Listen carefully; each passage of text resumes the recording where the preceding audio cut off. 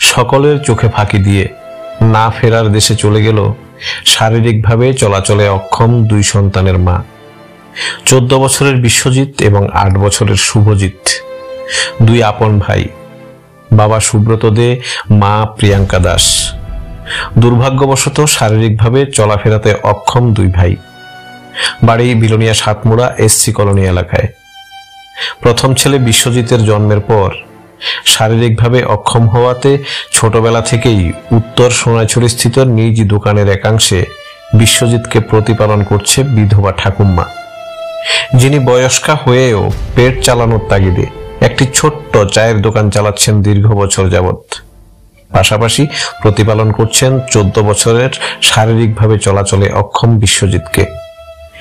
এদিকে দ্বিতীয় ভাই শুভজিৎ জন্মের পর থেকে নিজ বাড়িতে বড় হচ্ছিল বাবা মায়ের কাছেই। দুর্ভাগ্যবশত শুভজিৎও শারীরিকভাবে চলাচলে অক্ষম। ফলে দুই সন্তানকে নিয়ে অভাব অনটনের মধ্য দিয়ে বিভিন্ন প্রতিবন্ধকতার সম্মুখীন হওয়া নিত্যদিনের ঘটনা হয়ে দাঁড়িয়েছিল বাবা সুব্রত এবং মা প্রিয়াঙ্কার কাছে। তবুও শক্ত মনোবল নিয়ে বাবা মা ঠাকুরমার আদরে বড় হয়েছে বিশ্বজিৎ ও শুভজিৎ। বাবা সুব্রত পেশাগতভাবে ডেকোরেটরের কাজে ব্যস্ত থাকেন। পেটের তাগিদে সকালে বেরিয়ে গেলে রাত্রিরে বাড়ি ফিরতে হয় ওনার। চারিদিকে খোলা জনহীন নির্জন বাড়িতে চলাফেরাতে অক্ষম পুত্র সন্তান শুভজিৎকে নিয়ে সাংসারিক কাজে ব্যস্ত থাকেন গৃহবধূ প্রিয়াঙ্কা। মঙ্গলবারেও একইভাবে চলছিল নিত্যদিনের সাংসারিক জীবন। সবকিছু মিলিয়ে ওই ছোট্ট দুঃখী পরিবারটির উপর যে এত বড় ঘূর্ণিঝড়ের মতো ঝড় আছড়ে পড়বে সেটা ভাবতে পারেনি কেউই। ছেলে শুভজিতের পরিষেবা এবং সাংসারিক কাজের ফাঁকে স্নান করতে গিয়ে বিদ্যুৎস্পৃষ্ট হয়ে মর্মান্তিকভাবে প্রাণ হারান শুভজিতের মা প্রিয়াঙ্কা। একেবারে নির্জন এলাকায় বাড়ি হওয়াতে আশপাশ থেকে টের পায়নি কেউই। ফলে কিছুতেই প্রাণ রক্ষা হলো না গৃহবধূ প্রিয়াঙ্কার। এদিকে শারীরিক অক্ষমতার দরুন বিদ্যুৎস্পৃষ্ট হওয়া মায়ের কাছে গিয়ে পৌঁছতে পারেনি অক্ষম শুভজিৎ। ঘটনাচক্রে প্রাণে বেঁচে যায় শুভজিৎ। যাই হোক, সন্ধ্যাবেলায় কাজের শেষে বাড়ি ফিরে প্রিয়াঙ্কাকে মাটির উপর পড়ে থাকতে দেখে আকাশ ভেঙে পড়ে স্বামী সুব্রতের মাথায়। হতচকিত হয়ে খবর দেয় বিলোনিয়া অগ্নি নির্বাপক বাহিনীকে।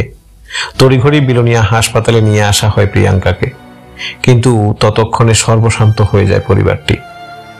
বেঁচে নেই প্রিয়াঙ্কা, রেখে গেল একা স্বামীসহ দুই অসহায় পুত্র সন্তান।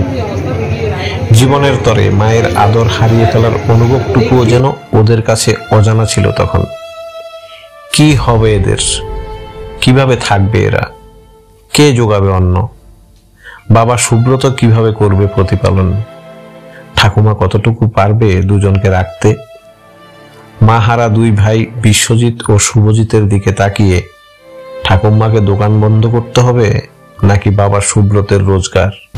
এখন এটাই একমাত্র প্রশ্ন। মানে একদিকে আপনার ছেলে এক বাড়িতে একা, আরেকদিকে আপনি একা, আর দুইজন হচ্ছে আপনার নাতি, আবার দুজন শারীরিকভাবে অক্ষম।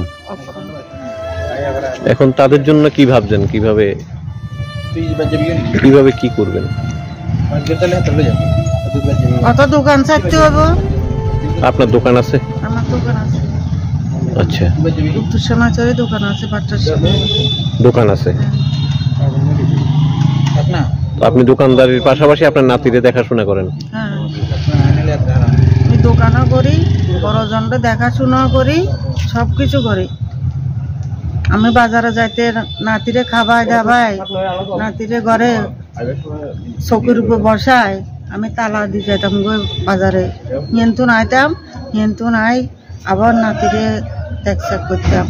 যদি এর লেফটিন ফেরস্তা যা করতো আবার কাঁচাই ধোয়াই হালাই ইয়ে করতাম। মানে আপনার কাছেই বড় হয়েছে? আমার কাছে বড়জন বড় হয়েছে।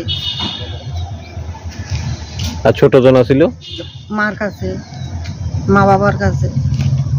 আমি এটারে বাড়িতে আনলো, আমার লগে আনছি, আমার লগে লগেছি। এটারে আমি বাড়িতে রাখতাম না। ইয়া ছোট হইতে আমার কাছে নয়, আমি ইয়ার সাথে থাকতে মানি না। এখন তো ছোট জন তো মা হারাইলেন, সবে চাইতে হইব বাবারে। আমি কি করুম? আর একদিক হারাইলে একদিক চাইতে হইব। দোয়ান না হারাইলে বাড়ি যাইতে হবে, বাড়ি হারাইলে দোয়ান চাইতে হবে, কম দিক করুম আরো মাথা ধরেন না। আর আপনার ছেলে? আমার ছেলে যদি